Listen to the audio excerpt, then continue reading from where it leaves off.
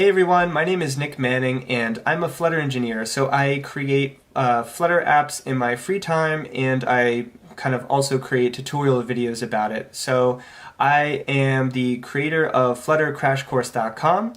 Thanks very much to freecodecamp.org for sponsoring this video, and let's get started.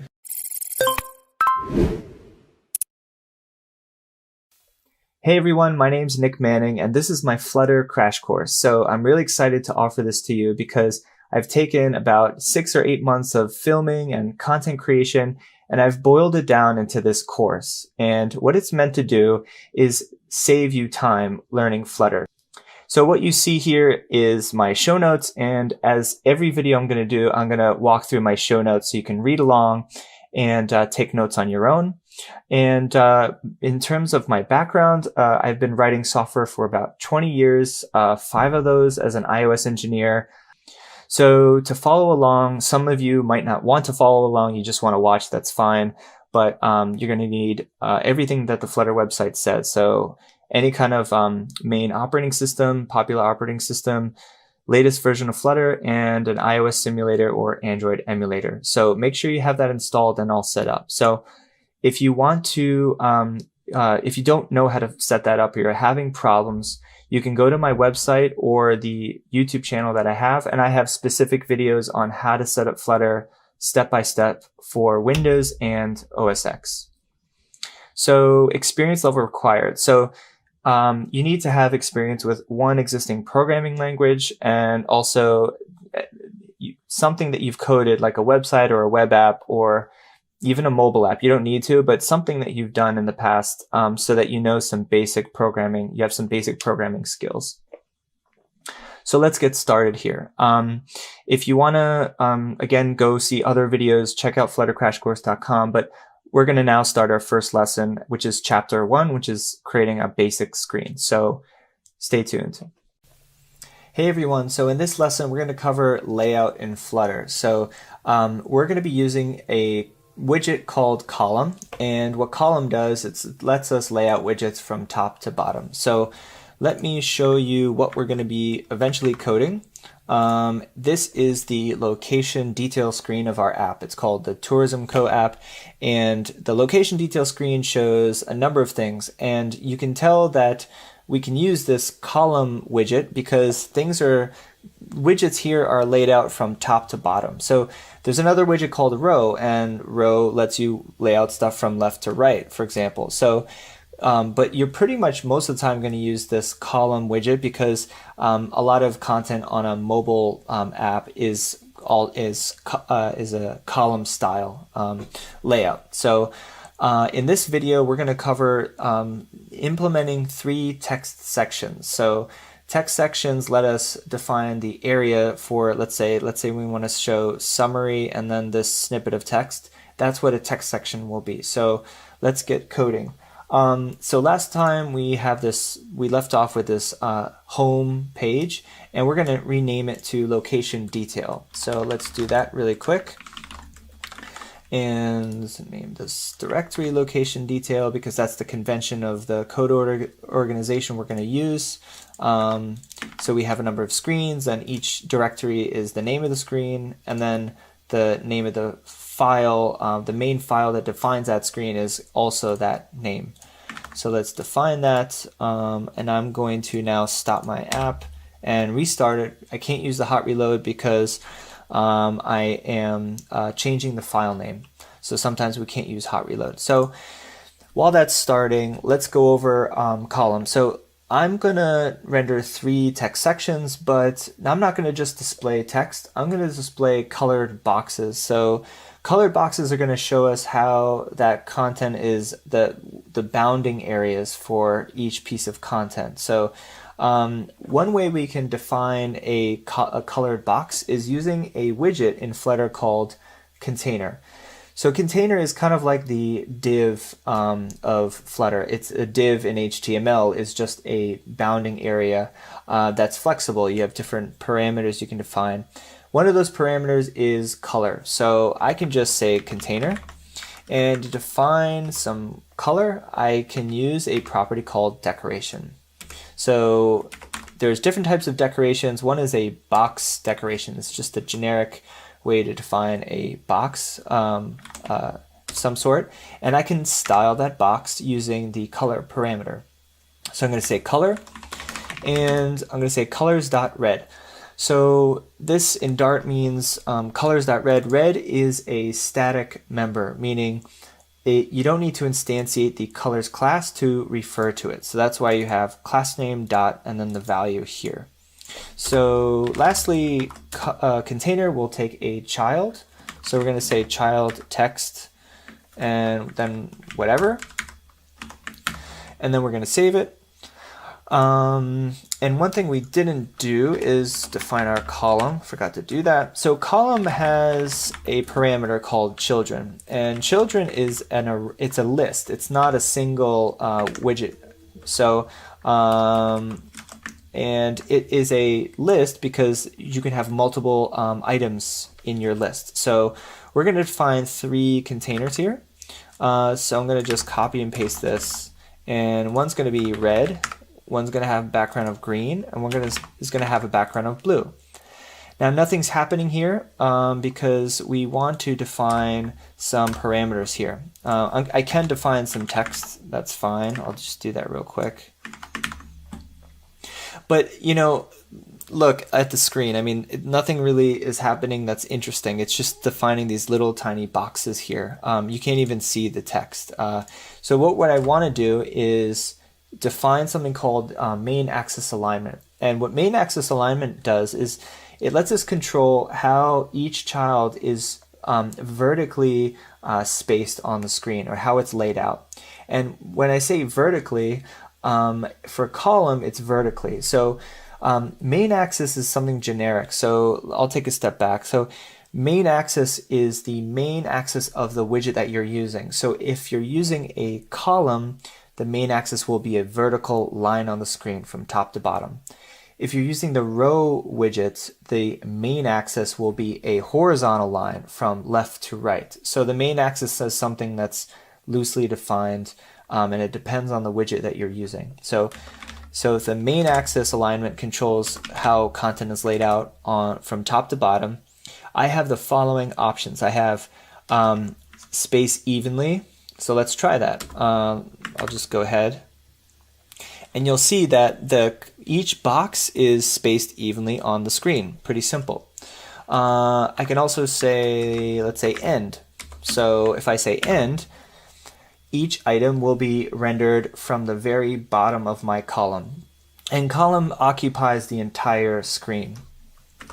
There's other options I don't need to cover right now, but the most common one is start, so we're going to stick to that. The second parameter for column or row, we're not going to cover row in this video, but it's also a parameter for row, is cross-axis alignment. And cross-axis alignment is the exact opposite of the main axis. It's the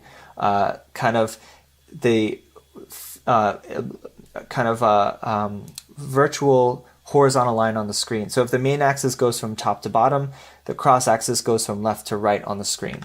And let me show you what options you have here. So I have cross axis alignment, baseline, center, and start stretch. So we're not going to cover all of these, but one of the most common ones is stretch. So it's making sure that each item of my column is stretched from left to right. So let's save that, and I'll show you now each item is stretched from left to right. And cool. That's it. So this code looks pretty ugly, but at least we have some containers where we can store text. So once we do continue on implementing this screen, we'll have a nice bounding area, and content will flow nicely from top to bottom, and it'll also be stretched. So let's clean up the code. That's the last step of this video. And since these are reusable kind of pieces of code here, we're going to make this into a widget. So I'm going to take the template of this file, like all the import, the class here, the build method, and I'm going to copy it, and I'm going to create a new file called text section. So the reason why we're defining the file here in the location detail screen is because we're not going to reuse this widget we're going to define anywhere else in the app. So we can keep it local to this screen. So I'm going to paste this in, and we have a nice template for our stateless widget we're going to build, which is defining a text section. We're going to name it like that.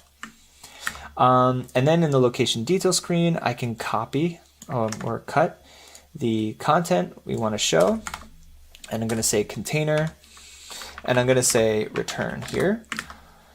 And now we can just update this. So we can say text section, and we can define, let's say 3 of these. Later it's going to be dynamic based on the types of text sections that we have. But for now, we'll just define a finite list, and we're going to say import text section. Cool.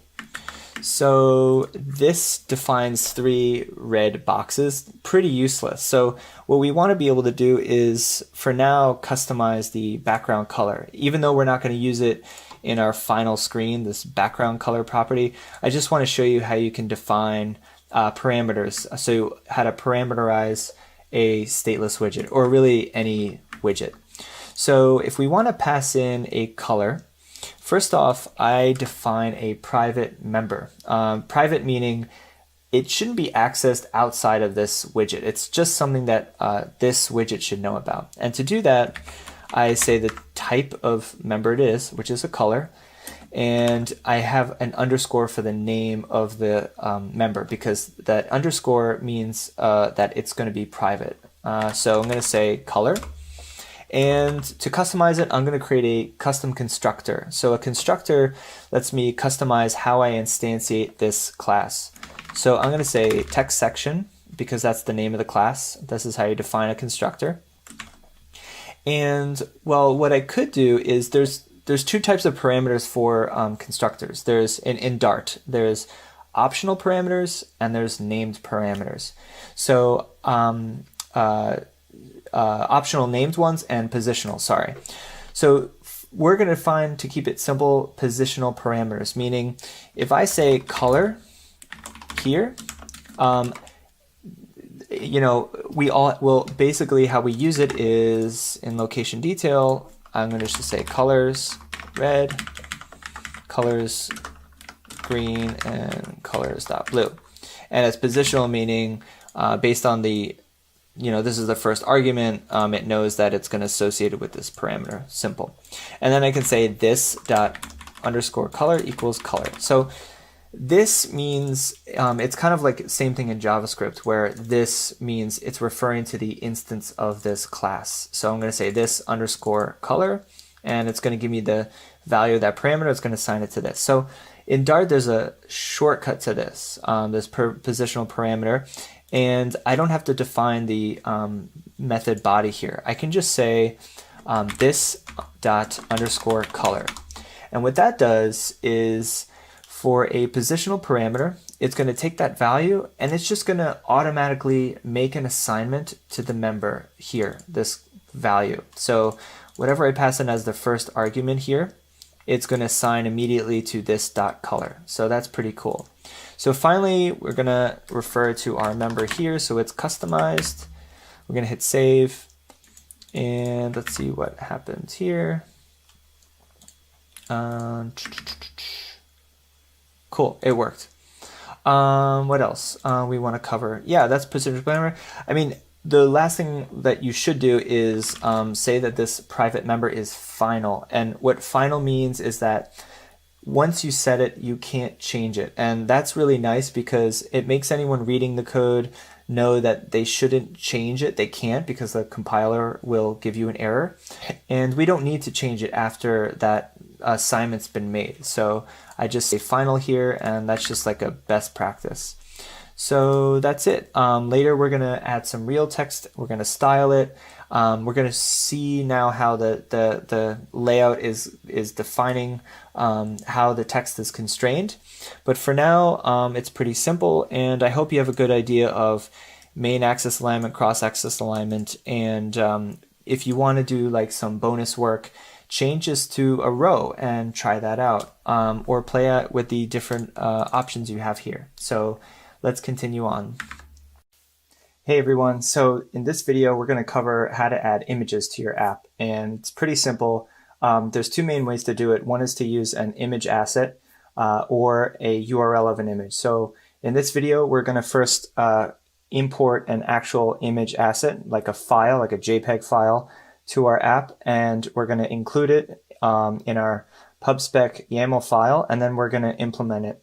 Later, we're going to pull the image from a URL. So this should be pretty simple, but we're going to cover some things you probably don't know about yet, like constraints and how to lay out the image.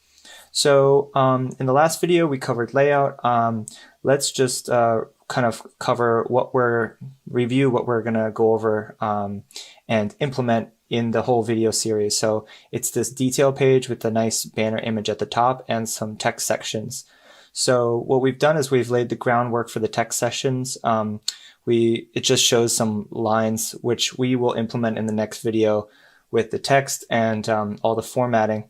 But for now, let's add an image to the top and keep it simple.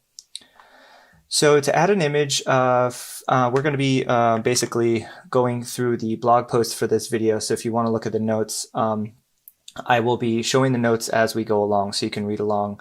We're going to create a new directory called assets images. So assets is anything like font files, images, anything of that sort, and they're all going to be in one directory. So that's how we're going to organize things. And we're going to use JPEGs, and yeah, that's it. So you can follow along if you want to check out this branch of the code, or you can code from step 2 on your own. So what I'm going to do is off to the side here, I have an image already that I'm going to copy. And the image I'm going to copy, if you check out step 3 of the code, anything from step 3 onward has this image. So I'm just going to copy it here. And it's off screen here. You're not going to see it. But I'm going to copy it to the following directory. So in my code here, I have my main root directory. So I'm going to hit this button at the top, new folder, and I'm going to create a new folder in the root of the project called assets. Oops, let me move it to the root here. So assets is going to be alongside the Android directory and the iOS directory. And then I'm going to create a new folder called images. And we'll have other folders there later. And then off in the video, I'm going to, in another screen here, I'm just copying the actual image file. So I'm getting it from my code on the branch that I have at the repo. The link to the repo is here in the blog post, and it's in step 3. So I've already copied it, and let me show you the fact that it is copied. So since this is a tourism app, it's going to be of all Japanese locations. I just decided to pick that randomly. So this is a location in Japan, and this is the image file. So later we're going to load it from a server. So now that I have my images there, I can't just use it straight away. I have to go into my pubspec YAML file, and let me hide the code here. And so the pubspec YAML file is like a configuration for your project. It's in the root of the project. You can see the file name there, and you get to list like what packages you're going to use and all of that.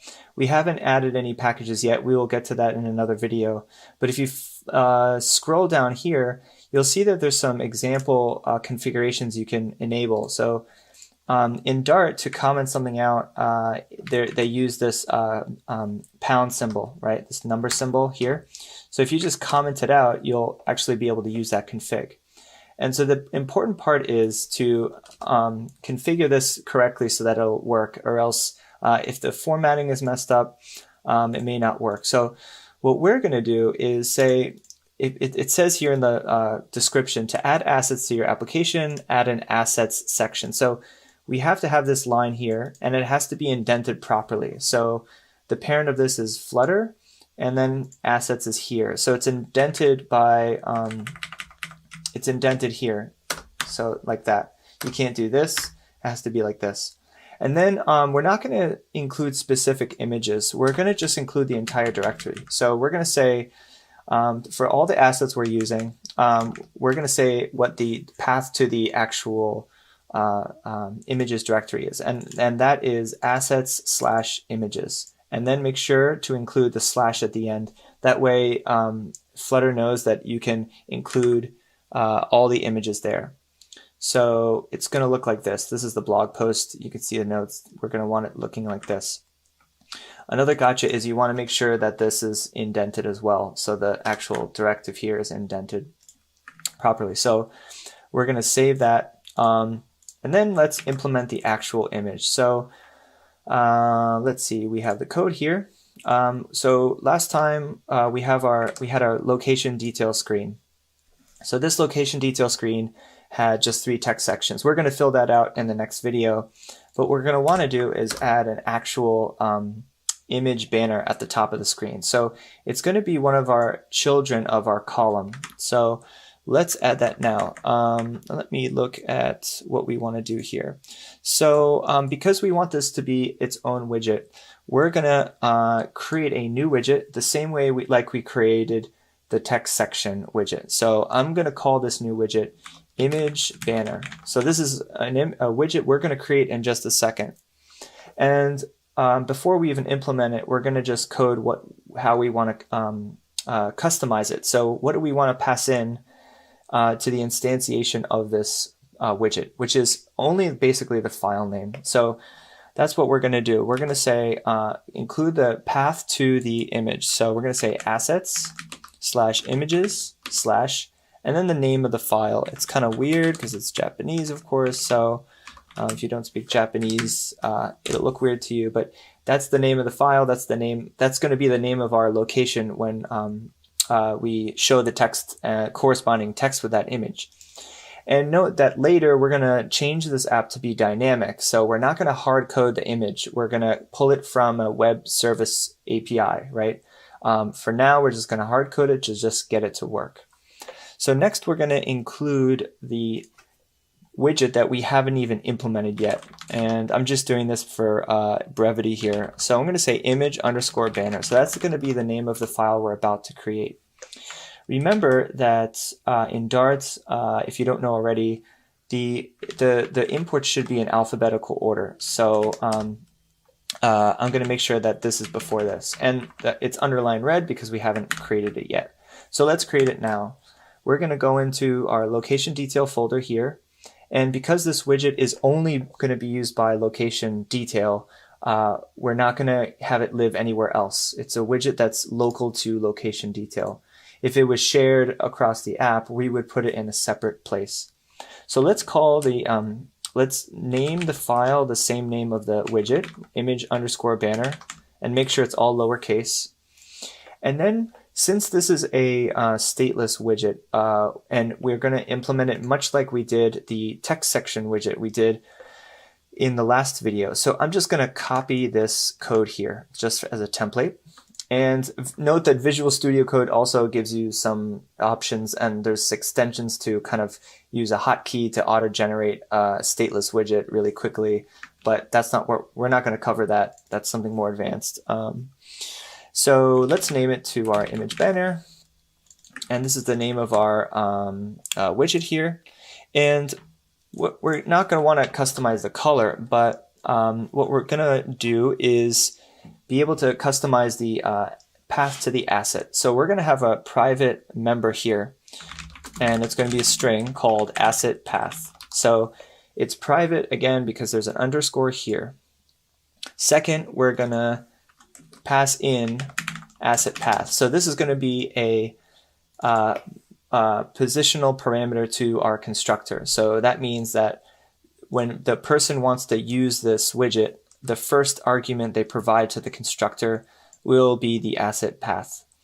And this Dart, if you didn't follow this in the last video, when we use this positional parameter and we use this dot and then the name of our private member, it automatically assigns the value. So really quick, if you didn't see it last time, if we just have something like this, this would be the long way of doing it. So this asset path.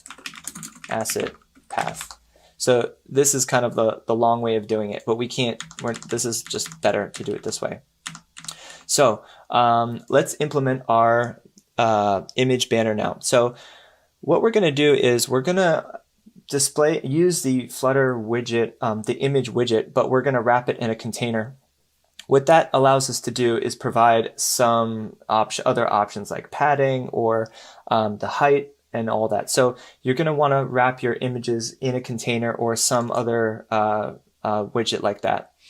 So let's get started on that. So there's going to be, if you look at the screenshot, there's going to be a certain height to the image. So we're going to want to expand the image all the way from to the maximum it can go in the container, but we want to still constrain the container of the image to a specific height. And to do that, we're going to use something called constraints, and that's a parameter on the container widget.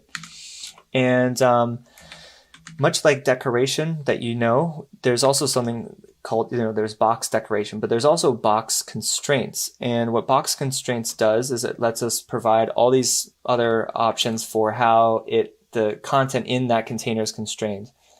So the most common named constructor for this is called expand.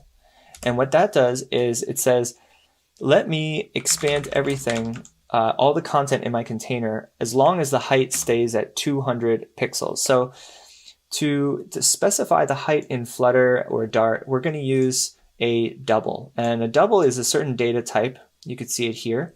That just basically, it has a decimal point. That's all. That's all you have to know. So if you can say 200 like this, but sometimes the Visual Studio Code will give you a warning. You can also do it like this, but using a decimal, like a proper decimal, even if it's .0, is probably better. And that's constraints. So we'll see how it works in a second, but constraints is going to say expand all the content until the height is 200. We're going to have a decoration, and we're going to give it a decoration of a background color. We've already covered this in the other video, and we're going to just say gray here. The reason why we're giving the container a background color is because later when we load it from a URL, if that URL fails to load the image, we still want to show some kind of placeholder, not just white space. So that's just a decision I made.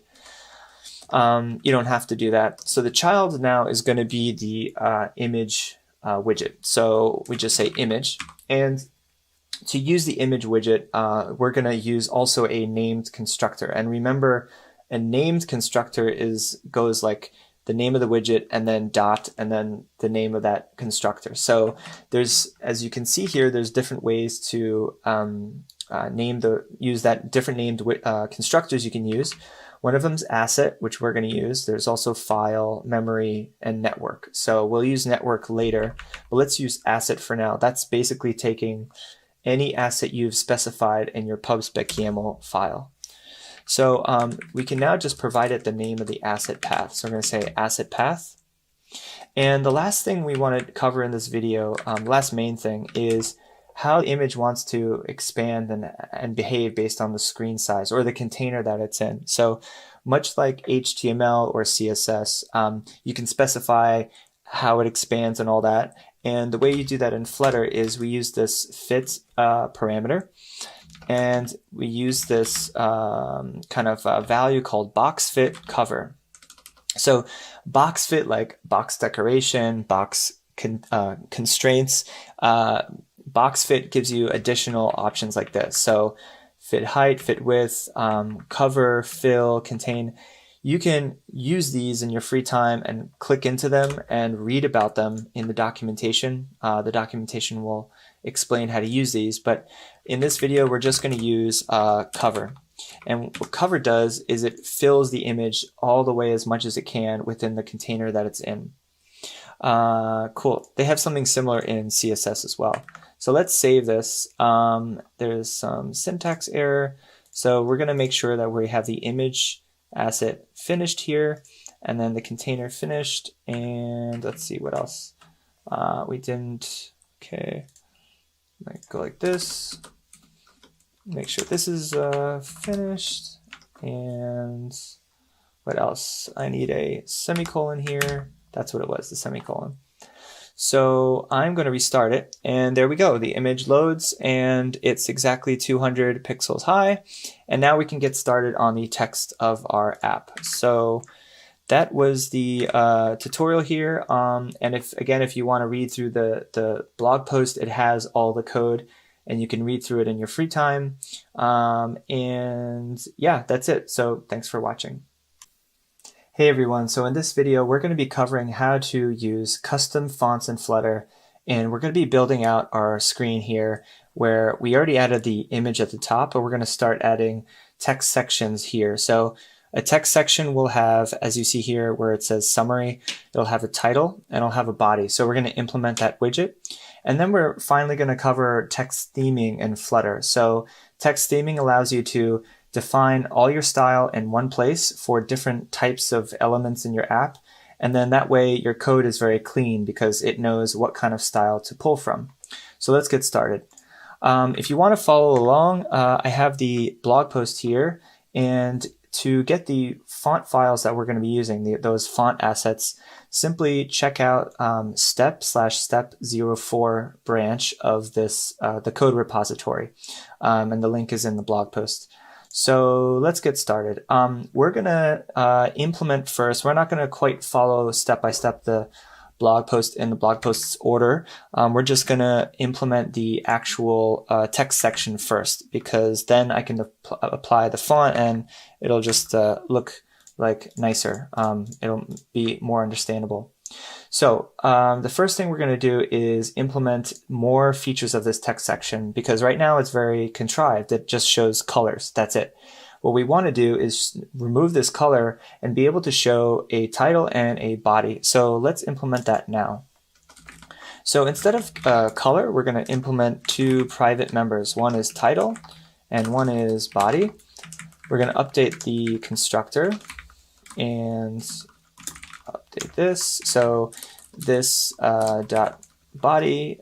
So whatever you pass in here as a positional parameters will be assigned to these members. And then let's basically define how we want our widget to be structured. So each widget can have its own layout. So in the location detail screen, we do use something called a column. We already covered that in the layout video. But each text section will have its own column because content is laid out from top to bottom in a column format. So it's going to be summary and then this body of text. So instead of container here, let's implement a column, and it's going to be its own column. Main axis alignment is going to be start, meaning each child is going to be laid out from top to bottom sequentially without any padding. Cross-axis alignment will be stretch, so I want it to stretch to the full width of the container. What we're going to do is remove decoration. We don't need that. And for child, I'm going to have some text here. Well, we have to say children because it's going to be a column and it's going to be a list of items here. And we're just going to have title, and then the other one is body. Then we're going to end our column. Oh, we already did here, and end our children here. Hit save, and then we're going to, there's an error because we have to update our location detail screen to use this. So we already have text section imported here. We don't need to do that. And now we're just going to say, we'll hard code some values in here. So we're going to say summary, something 1, and then something 2, and then something 3. So later we're going to make all this text dynamic. It's going to pull from a web server API. API running on a web server somewhere, and we're not going to hard code anything like the image names and all that. So cool, it looks really boring because there's no formatting to it.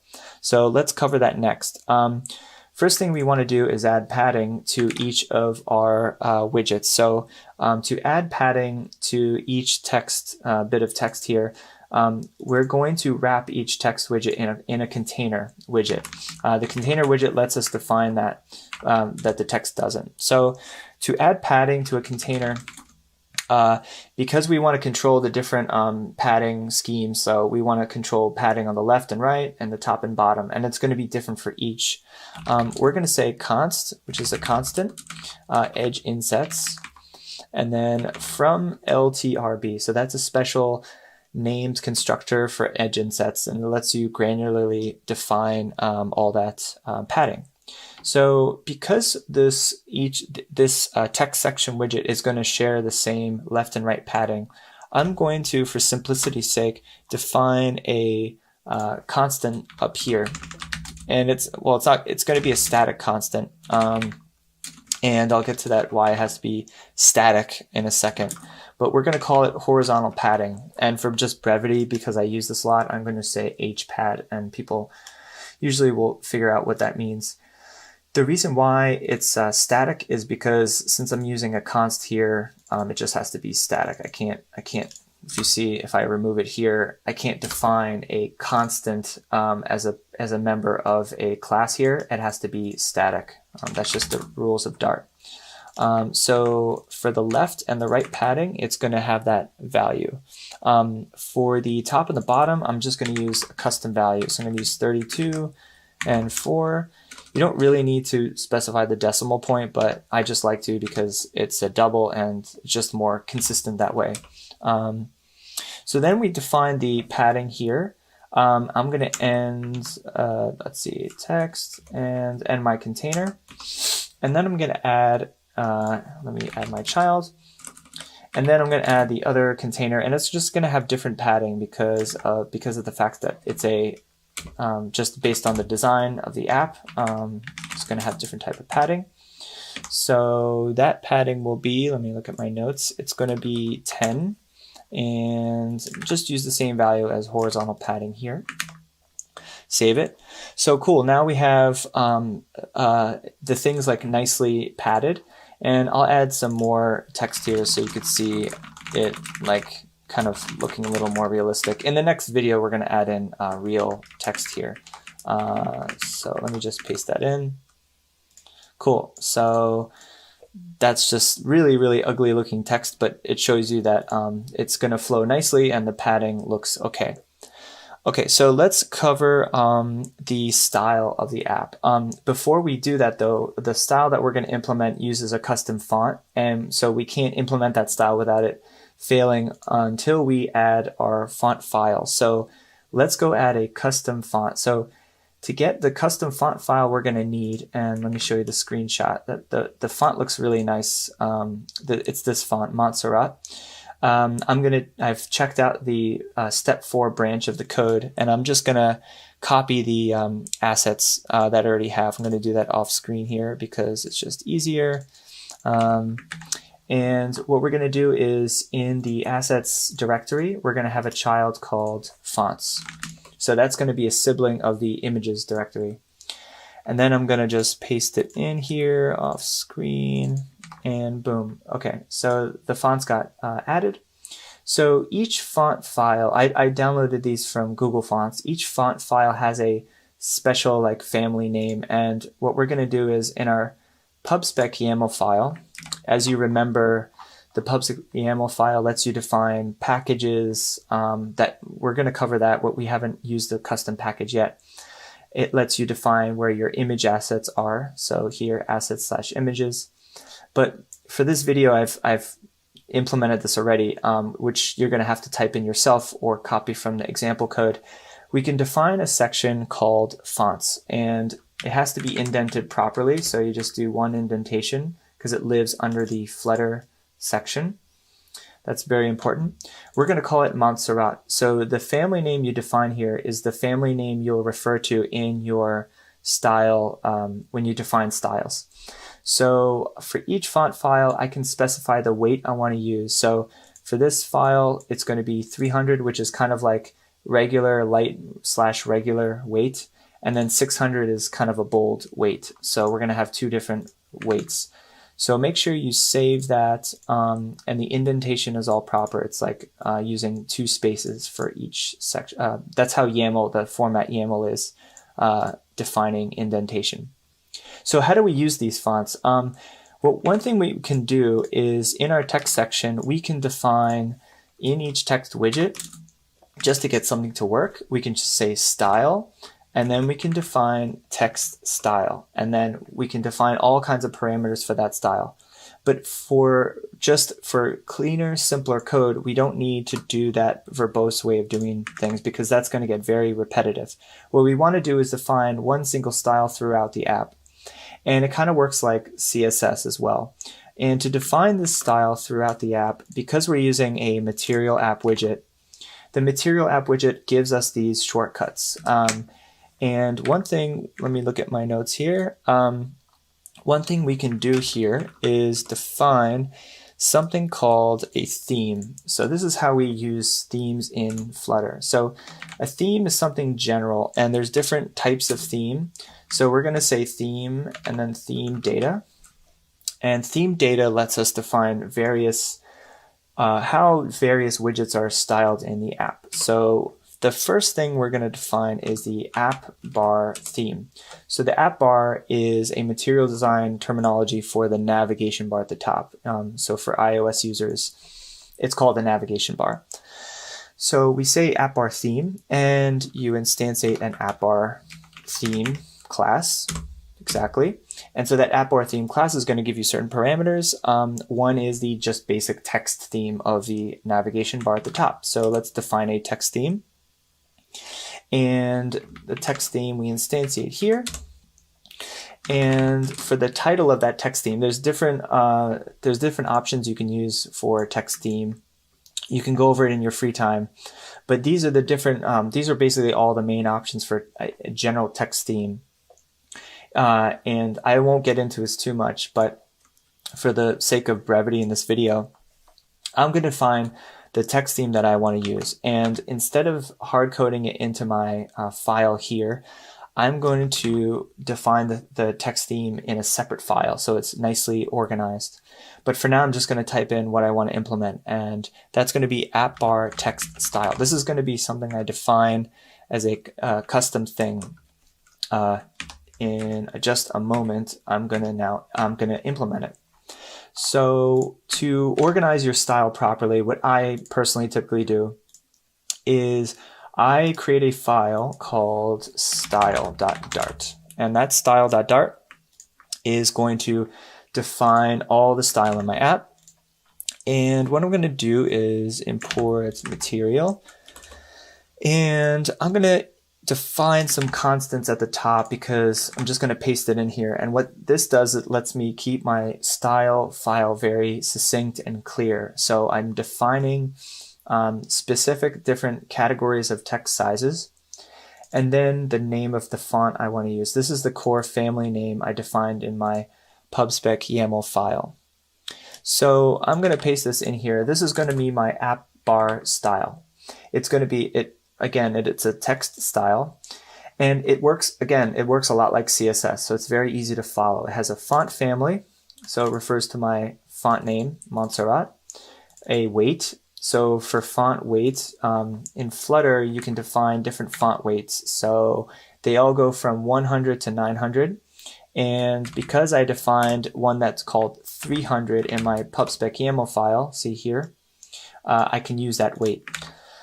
So that's the font weight, and then the font size, it's medium, it's 20, and then the colors, it's just going to be kind of white because the fact that I have a colored nav bar up here. So I'm going to save that, and then I'm going to import it in my app.dart, style.dart. I'm going to save it, and cool, now our nav bar is styled with the custom font. You see it's kind of like lightweight here, and We'll style it more later because this is not quite the final design we want to use, but we'll continue with this later. So let's finish up the style of our app. So now that we have the app bar theme, the indentation is a bit strange looking here because of the way it auto formats it, but let me do this so that you can read it better. And the last style we're going to define here is our style for just basically the text section. So I'm going to go look at my notes here. So for the text theme, we're going to define, there's various text theme that throughout the app that we can define here. So text theme could be for various different components. So one is for just something loosely named called title. I'll show you how to use it in a second, but it's basically for any title you use. So we're going to call it a title text style. We're going to implement this in a second because this style, same with the app bar text style, will come from our style file. And then we're going to say body1. So body1 is just another name we're going to refer to later in our code. And that's for any body text, body style. We're going to call it body1 text style. So let's implement this now in our style file. So in our style.dart, I'm going to paste these in. First off, I'm going to paste in the title text style. And the title text style is going to be looking like the same thing, but it's just going to have a black color and it's going to be large. The next one is body1 text style. Same thing, but it's just going to have a different text size. So body text size of 16. So now that I pasted those in and I have these defined here, the general style for all the text in the app now has changed. So it's going to use the basic font of the style, but there's certain elements about it that are not going to be used. So for, let's say, the title text style, it's not going to use this certain elements of this. So it's not going to be large yet. So to kind of deliberately say, hey, for this title here, let's say summary 1, I want to use the title text style, I have to deliberately go into my text section widget, and we're going to have to update that. So how we're going to update that is for here, we're going to say for the text widget style, and then we're going to say theme, use the name constructor of. We're going to pass it our context, and again, our context is something we pass around in the app, and it just is a way for Flutter to kind of know certain contextual information about the rendering tree, the widget tree. And now we can refer to any style that we have defined here. So we can refer to text theme rather. So because of the fact we defined a text theme, I'll go back to here. So in our theme data widget here, we defined a text theme. So now we can use it. So I can say theme of context, text theme, and now I can specify exactly what subset of my text theme. Because I defined a title text theme, again, going back to app.dart, see I defined a title text theme, I can use that now. So I say title here, and I'm going to save it, and now it's using the actual text theme I wanted. It's the exact text size that I wanted to use all along. I'm going to do the same thing for my body. So I'm going to paste this in here, and I'm going to say body1. So basically, it's not going to be, I don't have to do this because it's already taking the style of that, because this is just normal text. If I define a text theme of body1, all the just general text of the app is going to be styled like this, but I'm still defining this style here, and I'm using explicitly body1 because it's just more explicit that way. It's clear, and but you don't have to do it like that. So yeah, that's how you style text in Flutter. I think that wraps it up for this lesson. Yeah, and we're gonna style this more later, and in the next episode we're gonna actually use dynamic text, so we're not gonna hard code anything in. But yeah, that's it. So thanks for watching. Hey everyone, Nick here. So in this episode we're going to talk about 3 things. One is how to use models to represent data and functionality. We're going to update our code to make our screens dynamic and not hard code any data in there. And also we're going to be covering Dart concepts such as generics, the map function, anonymous functions, and cascades. So if you want to follow along, I'm going to be going through this blog post as I go through the lesson. And you can find the blog post on fluttercrashcourse.com, and then go down to the episode Working with Models here. If you want the code, the link's in the blog post right here. You have to just check out this branch here I have highlighted to actually have the code we're going to be implementing. So let's talk about the significance of an app's data model. So a data model is something very, very generic to any kind of app. It's not only Flutter apps. It could be a web app, just a traditional app, software application, or it could be a mobile app, doesn't matter. So a model is basically a glorified class in Dart. So when we have an app that we're going to write, the app usually has input and output. So like any software program. So the input of the data is going to be probably some data we fetch from an API somewhere. So it could be a Firebase API or a normal traditional HTTP based RESTful API. So that's the input to our app because the data is coming into our app. But the problem is when we take that data into our app, we need to represent it somehow in memory. And that data might be complex. It might have different types of data with different types of fields to it and properties. And also that data might relate to each other in different ways. So let's say we have our Tourism & Co app here. The input of the data would be a list of locations that can be shown to the user. And each location could have a list of facts of that location, like fun, interesting things that you want to show to the user. So if we want to represent that data in our app, we're going to create two classes, a location class and a location fact class. And we're going to have a relationship between them. So the model also represents the relationships between different pieces of data. So the location model or class, if you will have a list item, a member that's a list, a Dart list, that's going to be a list of facts. So there's a one-to-many relationship between location and location fact. So all of this data taxonomy and all that stuff, we're going to represent in classes, and we're going to call them models. That's just like a terminology that a lot of people use. So when we fetch the data from the API, we're going to write certain code that creates instances of the location class. And when we want to use that data in our app, let's say we load a given screen, let's say we load a location detail screen, we can easily work with that data if we have them cleanly separated into separate model files. So again, scrolling down here, we have the model's location and location fact that we're going to create in the lesson. And again, it's going to be a one-to-many relationship. So that's more coming from database design terminology, one-to-many and all that stuff. But that's just like stuff that you should know as well. You could use that not only for databases, but also for how your models relate to each other in your Flutter app.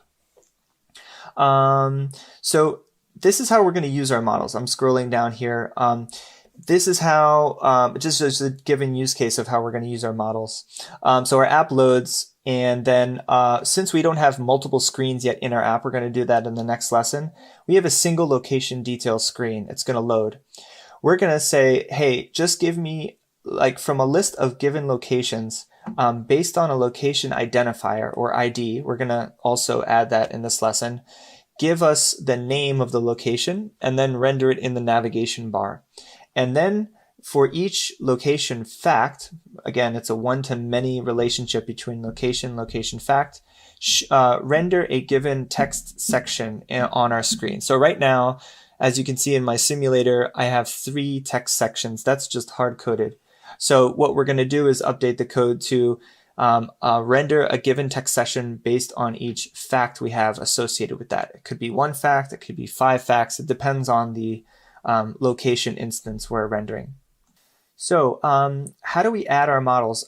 So basically, I'm going to show you the best practices for when you're adding models, where to add them, and also how you can use code commenting and what the best practices are to make sure that if anyone else is reading the code, that it's easy to read. So let's get started.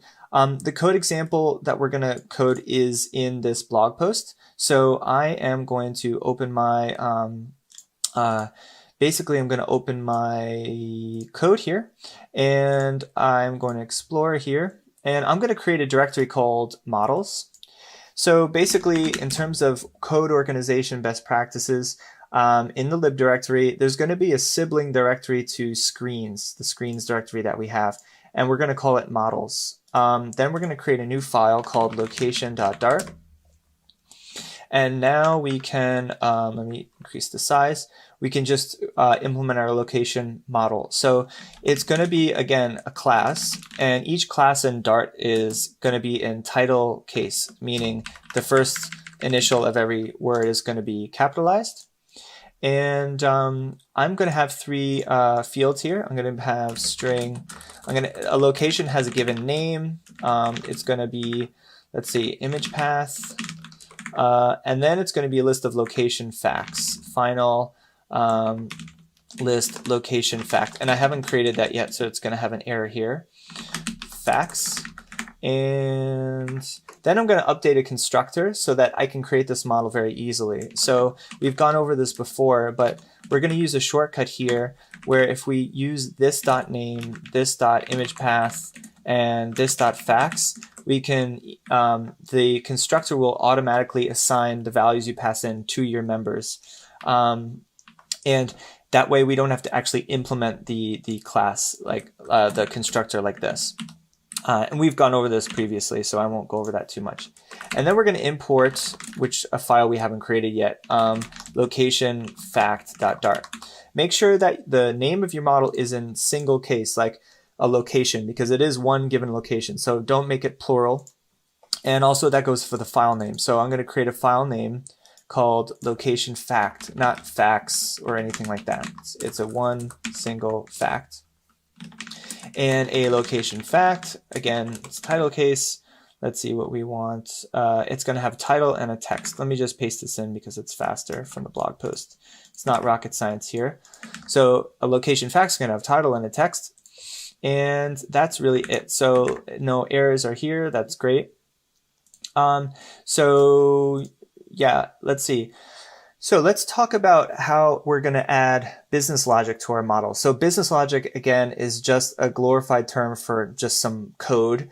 And there's some rules to that code based on your business or what you're trying to accomplish. So we're going to implement that. And one traditional way to implement business logic is you can add them to the model directly if it's not such a big app. If it's kind of a small to medium sized app, a lot of people just add the business logic and core functionality to their model. So let's say I want to get a list of locations. I'm going to add a method that fetches those locations, and I'm going to add that method to the location class. So that's pretty much a common approach. So in this method here, I'm going to implement that. I'm going to paste this in because there's a lot of code here, and I suggest you not typing it in because it's tedious. You can just check out the code here. Let's go through this. So this is going to be a function that's static, and static meaning you don't have to instantiate location to invoke the function. You can just say fetch all. So this is going to be a function called fetch all. It's going to fetch all the locations in our virtual database. It's hard coded now, but in a few lessons we're going to fetch it from an actual backend API. So we're going to say fetch all. And this is not a realistic fetch all function because usually you would add like, pagination parameters, say fetch from 1 to 10 or whatever, or fetch numbers 10 to 20 or all that. But this is very trivial example, and it's going to return a list of locations. So each location we're going to call is the constructor. We're going to pass in name here, and this is the path to the image and all these, and then it's going to be a list. And for each list item, we're going to instantiate a location fact. So this is going to be summary, how to get there, etc. So it's really ugly now, but once we have an actual web service API hooked up, this will all go away. And also note that for now, we are using this kind of ordered parameters for our constructors. If you're having a lot of parameters, there's another way of doing that we'll cover in another lesson. But for now, this is like the simplest way. Great, so we have our models. Let's continue. So let's make our code dynamic now. So we're going to take and use this fetch all function, and we're going to update our location detail screen. So let's import the location class, and we're going to update the following. We're going to update the app bar title, we're going to update this image banner, and then we're going to iterate over every fact of the location we're going to load and render a given text section.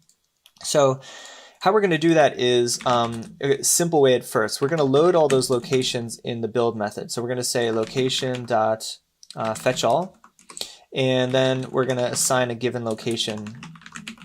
So for a given list, locations is a list type. There's a special kind of property called first, and that's just like saying like this basically. And right now we don't have multiple locations. We're going to implement the next lesson. We're just going to assume we just have one location because we're just loading a location detail screen here. In the next lesson, we're going to pass in an identifier to location detail screen and then load it by identifier. Another word before I continue is that usually you don't want to load data in the build function because the build function of any widget can be called multiple times. So we don't want to be doing that. But just to get it to work for now, we're going to be doing it here. And I'll explain in later lessons how the kind of ideal way to do it.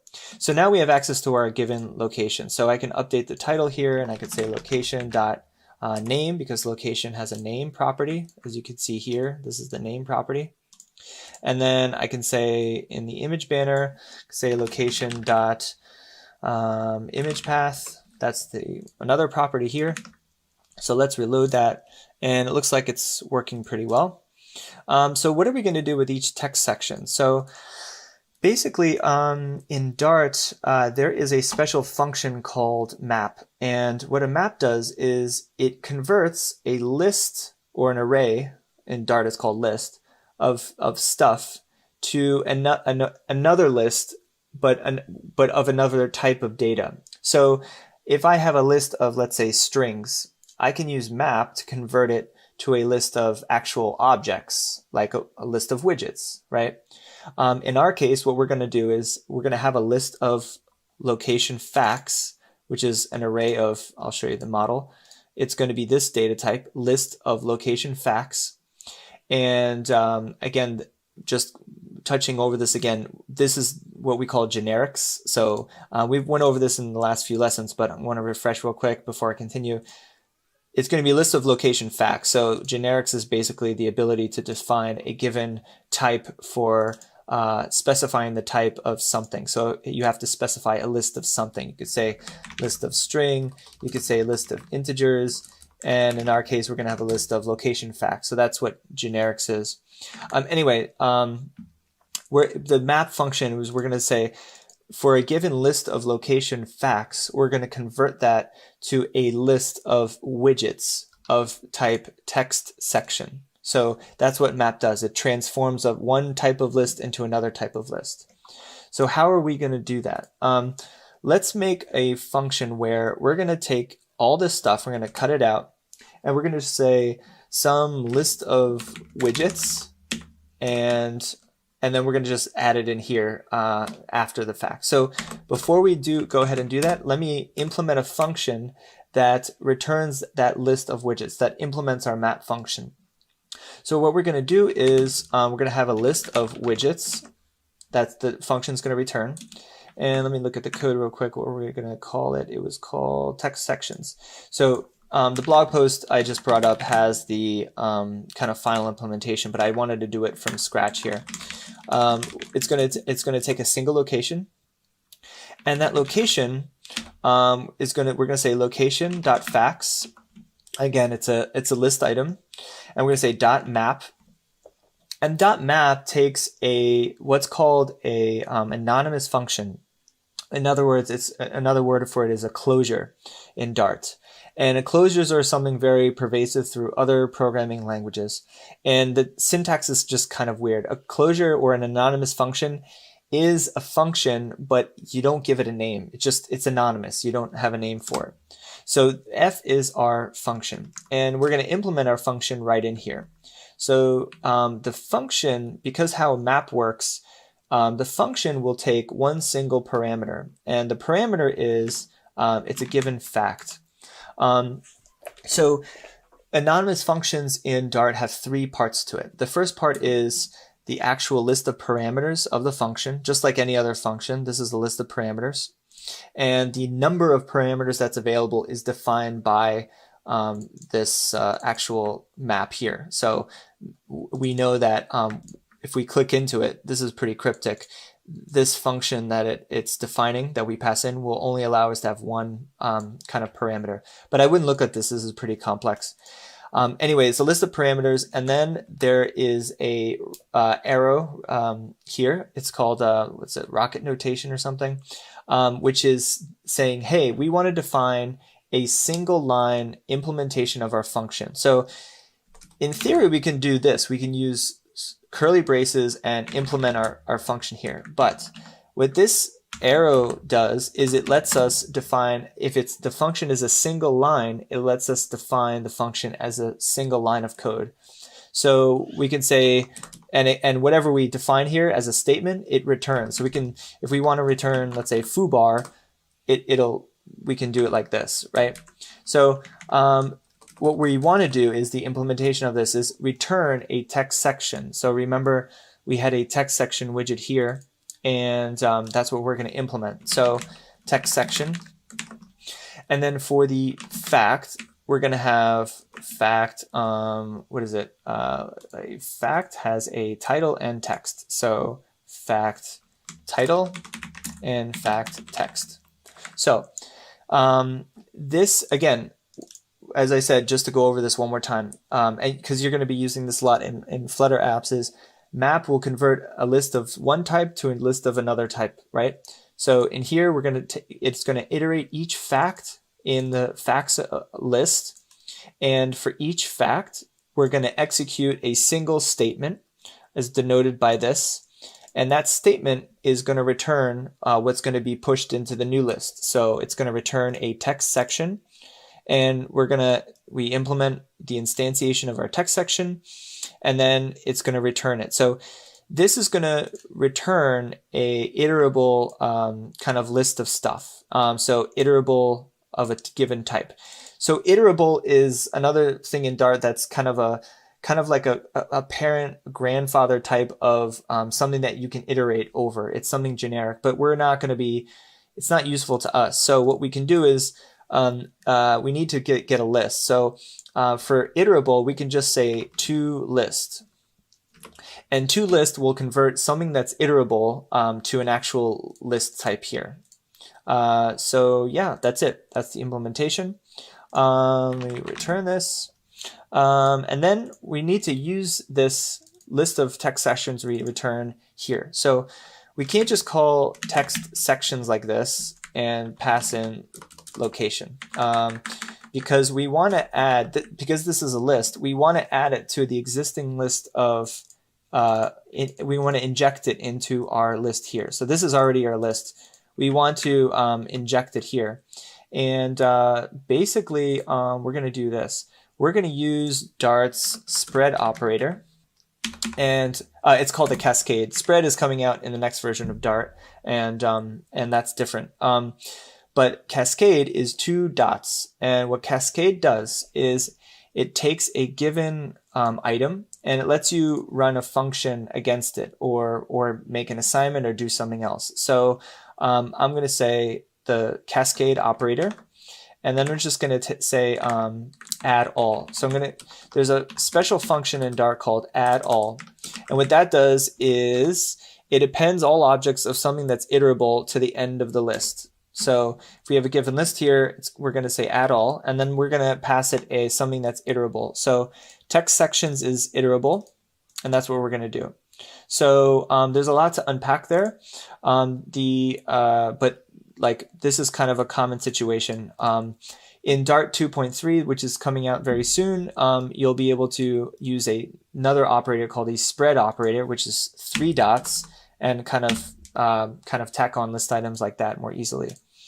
So anyway, let's reload this screen, and yeah, there we have the text here. So all the text looks nice here, and that's it. Let's see what else we have to cover here. So if you want to go over what cascades are, I have links to what cascades are. I have a link to what the map function is.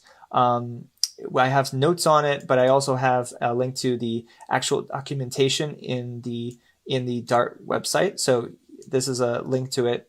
And yeah, like, I would say play around with this stuff. And in summary, basically, I guess that's all we need to cover. So our app now dynamically adapts to whatever data we've defined. So In the next section, next lesson, we're going to be covering more advanced features and building out a new screen. So thanks for watching. So in this episode, we're going to be covering navigation in Flutter and also the list view widget, which is a really important widget because most apps are made up of some kind of list view of stuff. It could be newsfeed items, photos, whatever. So, and finally, we're going to be covering gesture detector also. So we're going to be implementing the second major screen of our app, the Tourism Co app, and you'll be able to browse through a list of locations and tap on one to get to this detail screen that we've already implemented here. So let's get started.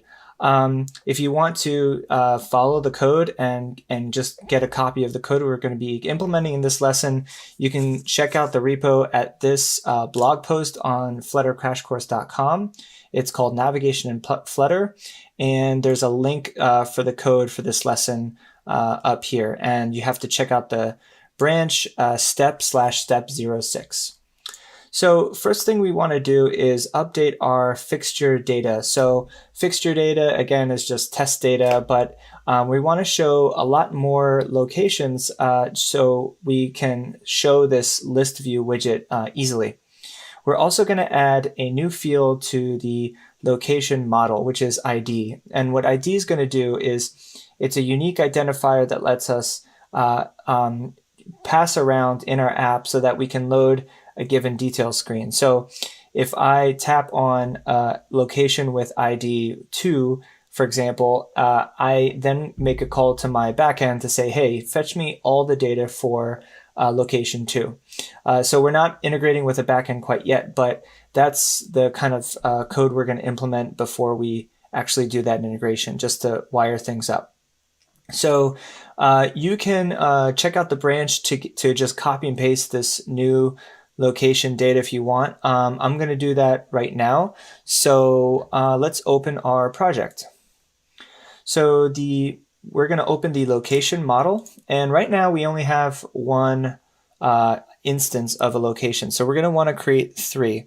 And before we paste that in, I'm going to actually implement this ID member. So int ID for location, and it's going to be an int. Different apps do use different forms of identifiers.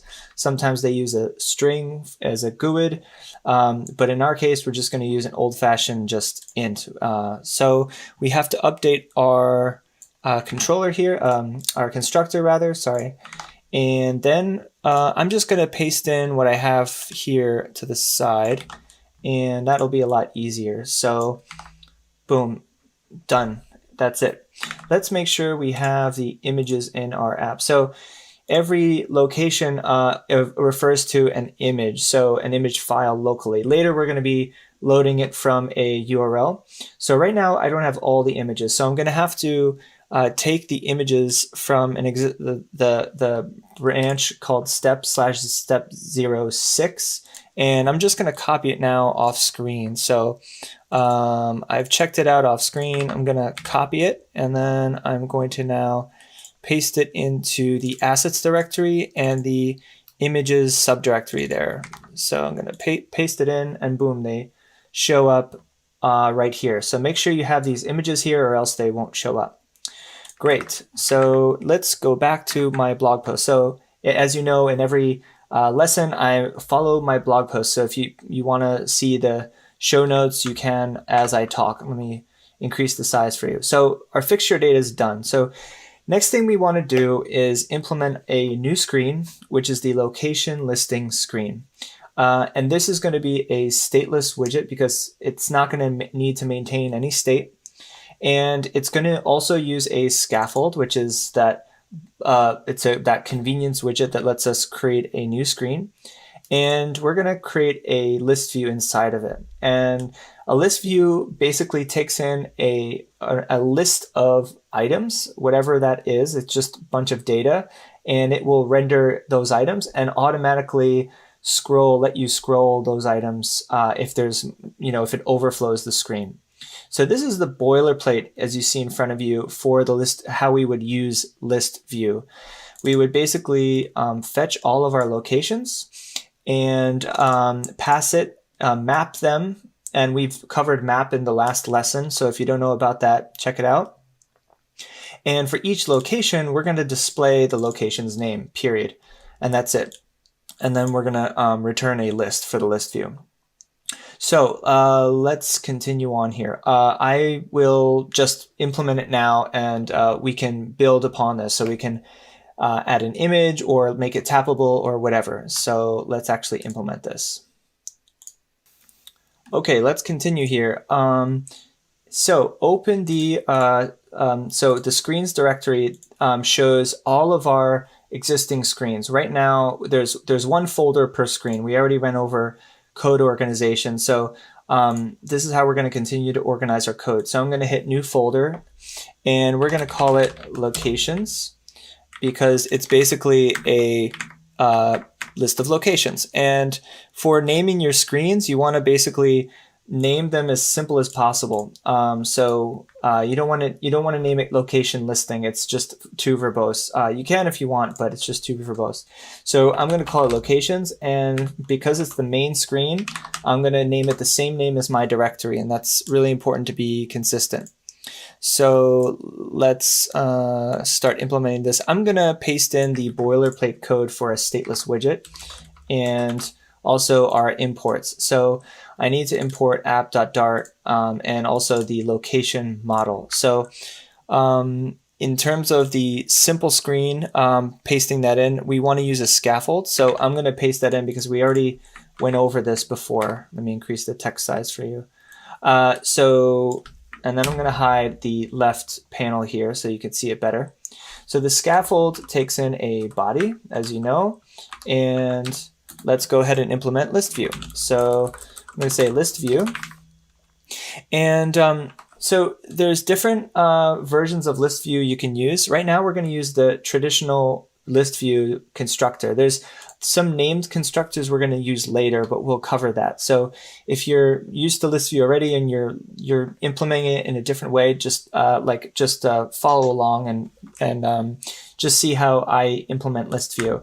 Because the main way to implement it is there is a children parameter, and that children parameter takes a list of whatever you want to render.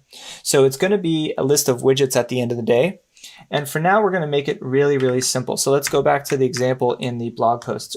Right now, we're going to just implement a list of text widgets. So when I fetch my locations, I'm going to say map. And map is basically an anonymous function. So for each item in the map, which is a location, I'm going to execute the following function, and that function is going to return a widget that represents each item in my list view. So I'm going to return a text widget, and I'm just going to use the location name for the text widget.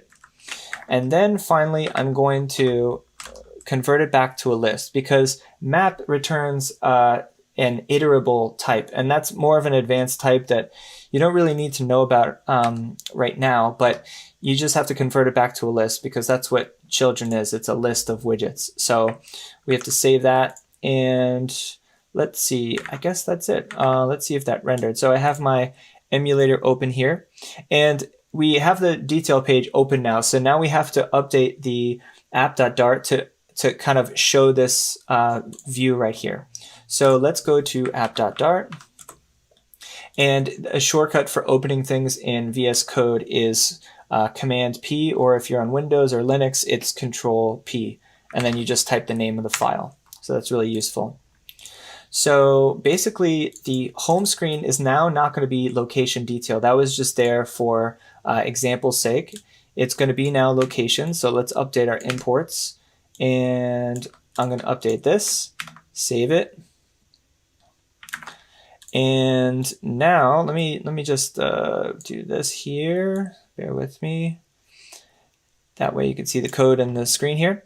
Cool. Now this is a very basic list view. It doesn't look really cool. It just shows like a single name, and that's it. There's nothing fancy about it. We're going to be adding an image for each item here later. So, oops, I'm going to show you that. So I have the mock-up of like the actual end result of our app here, and I've showed it to you before. Let me open it for you here in a new window because it's not letting me show it to you. Let's see, location list. Yeah, so this is going to be our final list view we're going to implement. The list view is going to have one image per item, and it's going to have a widget at the bottom with the name, the opening times of the location, and just some subtitle. So that's what we're going to get to. So we're not going to render those images quite yet though. So great. Now let's cover how to interact with an actual list view item. So we're going to implement a gesture detector. And a gesture detector is something very basic in Flutter. Most other widgets already include the ability to detect a tap. It could be in the form of a button or whatever, but a gesture detector is the kind of parent type that's can be used for really any widget. So we can wrap anything with a gesture detector and actually pass on an anonymous method, and that method can do whatever we want. And in this case, we're going to navigate to the location detail screen. So let's implement a gesture detector. So basically, to implement a gesture detector, it's its own widget. So because it's just a widget here, let me just do a word wrap here. Word wrap, great. And I'm going to hide the left bar here. So it's another widget. So we can wrap the text widget here with a gesture detector. And a gesture detector has a child, which is going to be the actual thing. Let's see, child text there, and then end the parentheses here and save it. It's going to automatically format. And it's not going to do anything yet because we have to implement a new parameter here. So instead of only providing a child, there's another parameter you're going to provide, which is called onTap. And onTap takes, let's click into it to see how you implement that. An onTap is a type of gesture tap callback. And if you tap into gesture tap callback, if you click into it, you're going to see it's just going to be a function, a general function. So you can click into this as much as you want to see how things are implemented, but just trust the process for now that it's going to be a actual function, anonymous function. And let's implement that now. So because it's just a generic function, it doesn't take any parameters. So we're going to do the parentheses here because without any list of parameters, and then the arrow here, the rocket notation. And now we're going to implement the function for onTap. And because it's a little bit more complex, we're going to pass it the name of another function so that we're not implementing the function right in here. With like a block. It's going to just get too messy. So we're going to implement a function called onLocationTap. So it's really important to name your functions very explicitly. So we're tapping a specific location. What's not ideal, in my opinion, is to name it something like handle tap or handle location tap. Well, I guess handle location tap's fine, but on location tap is something a little more concise. And it's already like explicit that it's a handler. So on location tap, I think is the best terminology. And it's important to be good about terminology when you code something because it makes sure that your code is nice and concise. Okay, so let's implement this now. We're gonna pass in the context. So as you're gonna see in a sec, we're gonna need to use this context variable. And what we're gonna do is pass in the ID of the location. What's important is we're not going to pass in the actual location because in Dart, it's going to make a copy of that location instance, and that's not really memory efficient. What we want to do is pass only the absolute minimum data we need to any function we're going to use because we don't want to copy actual entire object instances. So we're going to do that, and let's implement that method right now. So because this method doesn't return anything, we can say void on location tap, but what I usually do is I just leave out the void. If it's returning void, you can just omit that. And it passes a build context and then the location ID. And so what this is going to do is going to navigate to the new screen. So now let's talk about navigation next before we actually implement it. Okay, so before we start any implementation, let's just talk some navigation concepts. So in any mobile app, navigation works like a deck of cards, where every card in the deck is a screen. And when your app loads for the first time, it's only going to start off with one card because there's only one screen loaded. And that is defined in app.dart here in the material app widget by the home parameter. And we already went over this, but that home is the starter screen for your app. So your app just starts, and it starts with one screen and one card in the deck. Now, when I tap on an item in my list view here, which we're going to implement, it's going to load a new screen. It's going to load the location detail screen, which is another card in your virtual deck of cards. And it's going to take that card and move it on top of the other card in your deck into the view for the user, so that you're pushing and popping cards at the end of the day. So it's basically, in computer science terms, a stack.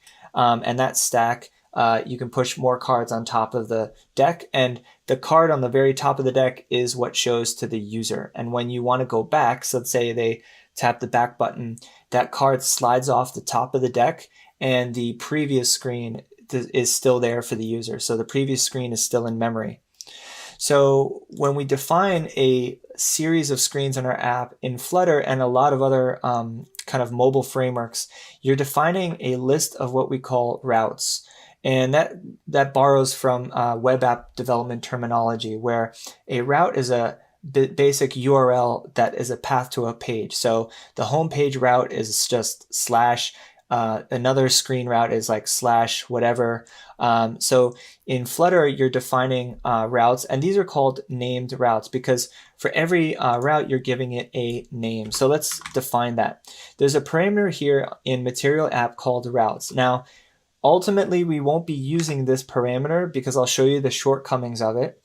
But for very simple applications, it works really well because if you don't have any kind of like fancy context you want to pass to your new screen, it works fine.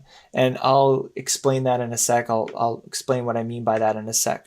So let's open up the blog post to show you the example here. And I'm just going to copy and paste this in because it doesn't make sense to type it all out. So in a very, very traditional app, when we have routes, we have the slash as we can call it whatever you want, but it's usually using slash as the home screen. This is the first screen that loads, right?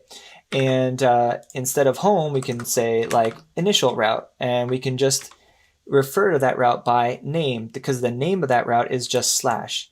When we want to navigate to another screen, we have to first define that route to that screen, and that screen is like slash second or like foobar or whatever you want to name it, right?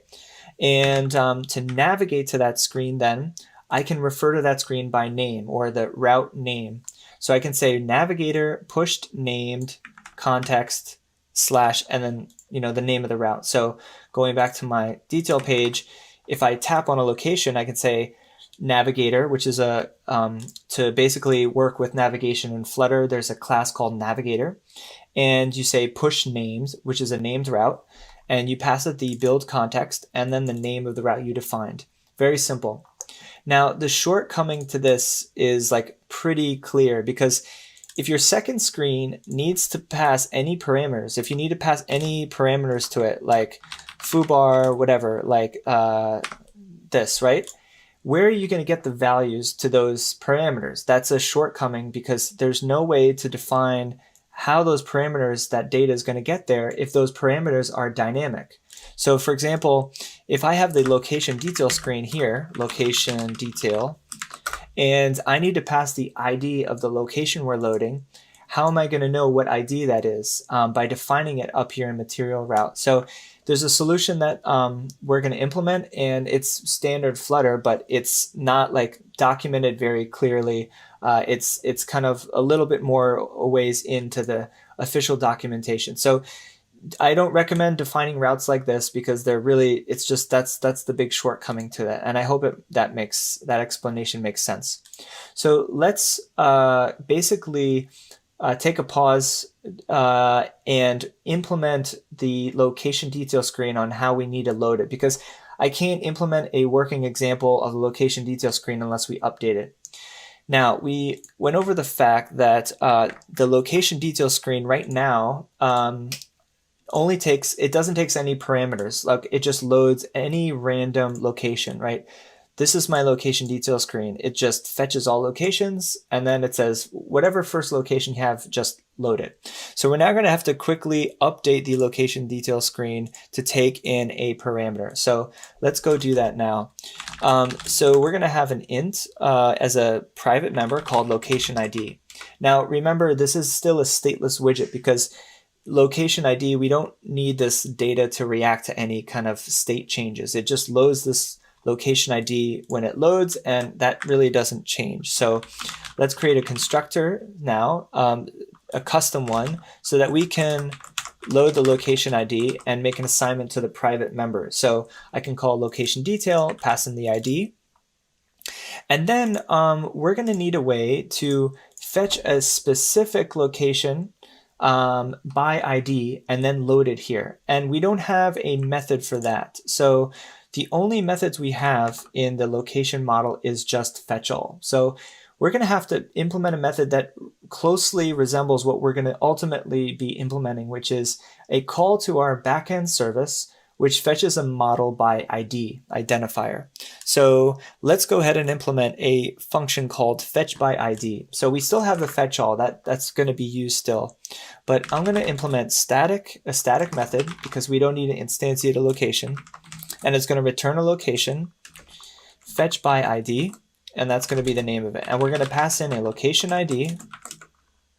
And then what we're going to do is, whenever you implement a function, the easiest way to implement it is just to write out pseudocode. So, and then implement that because it's just easier to implement. So we're going to say fetch all locations, iterate them, and when we find the location with the ID we want, kind of return it immediately. Of course, this is going to get, this is a trivial example. We're going to be replacing it with a backend API call, but it's not an efficient way of kind of implementing this, but it gets the job done for now. So we're going to first fetch all our locations. So we're going to say location fetch all. And then I'm going to have a for loop. And in a for loop in Dart is pretty simple. It looks like a lot of for loops you use in other programming languages. So I don't need to explain too much. So we're going to say iterate all the locations, and then locations I. So the location at index I, if the ID matches location ID, return immediately the location at index I. And I know what you're saying, we can probably load all the locations in a map and it instantly fetch those locations via a map, but this is just a simpler example. So we're going to have now fetch by ID. Now later we're going to be going over, this is an error because we're not haven't fully implemented our screen yet. In the future, you're going to write an actual test for this, and we'll go over testing later. Like, you're not going to just write functions and then just expect them to work. It's best to have a unit test for that, but that's it for another episode. Also, let's move this method down here so that, because it's a little bit more of an explicit method, and we want to show all of this data up here just to make it nicer looking. So now let's implement the location detail. And the location detail screen will call this method. So we're going to say location fetch by ID. And then we can pass it simply our location ID and name it the variable location. And then we can remove this. So now this is working fine. We can instantiates location detail instantiates. It has a location ID automatically. And then when the screen loads, we fetch it by ID. Great. So now let's implement, basically we can't implement push named as I talked to you about, like we have to pass in an actual ID. So I'm going to now go over how to pass in dynamic arguments to the screen we want to load. Okay, so let's implement what we're actually going to be coding at the final implementation of this. So we're not going to use the normal push named. We're going to use a more extended version of push named, and we're going to pass in an argument to push named, which is the ID, the location ID here. So let's implement that now. Before we do that, first I'm going to go to app.dart. And this is how I personally implement this. Like, there's many different ways of implementing routes, but I'm going to have two constants at the top of app, because constants allow me to define, like, refer to location route globally by the actual name without having to, it just prevents mistakes. So I can refer to the location name by an actual like variable name. And in constants in Dart should be starting with a capital letter. So this is going to be in title case. These aren't classes, they're actual variables. So they look like classes, but they're actual variables. But again, they're in title case because they're constant. So I define all the names of my routes up here. I have the home route, which is just slash, and the location detail route. Now, when you pass the slash route to Flutter, it's already going to know, hey, this is my first screen I'm going to load. Great. So now let's go back. And now I can say push named and then locations route. And then I'm going to show you how I can pass an argument to that. So we're going to have to pass this location ID to this push named function. And to pass an argument to it, there's an arguments parameter. So for push named, we have arguments, and all that arguments is a map. So a map type, and then we can define whatever we want here. I can say ID and then location ID. And our screen is actually going to use this, and I'll show you in a minute how it's going to use this. So we're going to refer to it by name, like ID, and then the value, location ID. And we're going to remember that we use this ID key to our map. So let's continue on. So in app.dart, here's what we're going to do. We're not going to use the routes parameter here. So I'm going to remove that. Also, we don't really need initial route because we already have a route called slash, and that just loads first. We're going to use a special parameter called onGenerateRoute. And onGenerateRoute is giving us a dynamic list of routes. It's in the form of what's called a route factory. And a route factory is just a fancy term, which is basically a payload of data. It's a chunk of data that just says, hey, here are my routes. So let's create pass it a function we're going to implement. It's a private function, so it's starting with underscore, called routes. And now we're going to implement that here. Because it's in our app.dart, it's on the highest level, it's easiest to define that here. So it's going to return a route factory. And I'll show you what a route factory is at the end of the day, in a second, rather. And this function is going to return some data. So it's going to return an actual function. So if you click into onGenerateRoute, that is a route factory. Let's click in a route factory. And route factory is actually a function that takes in a bunch of settings and returns a route of type dynamic. So I won't drill into this too much. Let me implement that, and that will make a lot more sense. But what we have to do at the end of the day is return a function. So a function with the parameter settings. So we're going to use settings here, and I'll show you how we're going to use settings. So first we're going to get the arguments to our whatever route was tapped. So arguments, and settings has this member called arguments. So we can use this settings for getting all kinds of information, but arguments is one of them. And now we're going to create a variable called screen, and screen is the actual widget and the final screen that's going to be returned to us based on the name of the route. So the name of the route that we have is defined as settings.name. So if a user taps on whatever they tap on, the given route that they're wanting to reach is defined by the name, which is going to be either slash or slash location detail.